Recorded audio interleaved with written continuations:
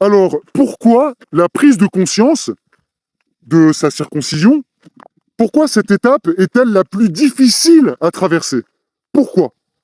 Dans tout le processus de guérison et de restauration du prépuce, etc., etc., pourquoi la prise de conscience, c'est la plus difficile et presque la plus insurmontable?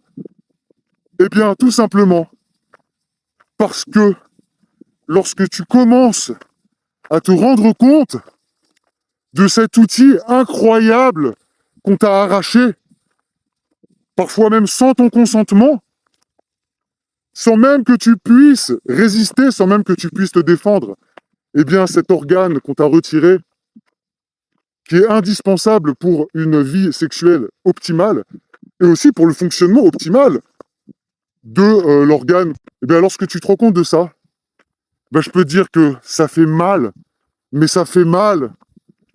Moi j'en ai pleuré, pleuré, pleuré. Je me suis rendu compte, au fur et à mesure du temps, en lisant à ce sujet, en me documentant à ce sujet, essayer de peser le pour et le contre, de distinguer le vrai du faux. J'ai vraiment analysé le truc, j'ai réfléchi à ça pendant des semaines, des mois, des années.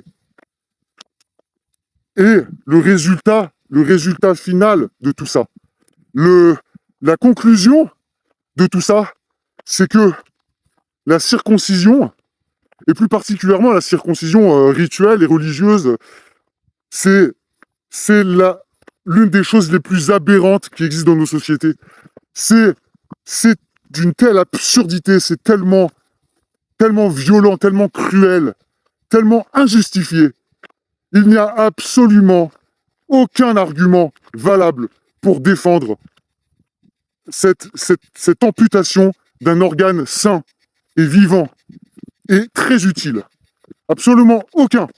Et c'est pour ça que je dis que la circoncision, non seulement ça inflige une douleur incroyable au bébé ou à l'enfant, mais il y a aussi un traumatisme qui est là, ancré en nous, et dont on a un mal incroyable à se libérer. Incroyable. Parce qu'on ne sait pas d'où ça vient. Donc la prise de conscience, c'est indispensable.